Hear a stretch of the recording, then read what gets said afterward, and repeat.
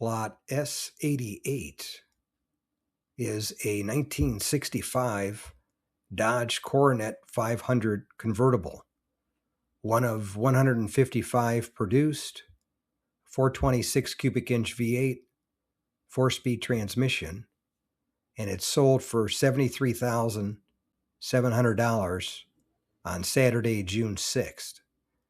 And I'll read some of the highlights from the Mecum website.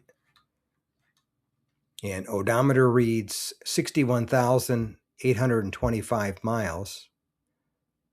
And it's 426 cubic inch V8, 4-speed manual transmission, exterior color red, interior color black.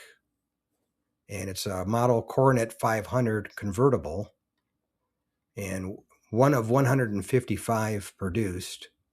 Original drivetrain. Matching numbers 426 cubic inch V8 street wedge V8 engine, 4-speed manual transmission, red exterior with one repaint, power operated white convertible top, original black interior, factory AM/FM radio, original build sheet or broadcast sheet as it's known in the Mopar world.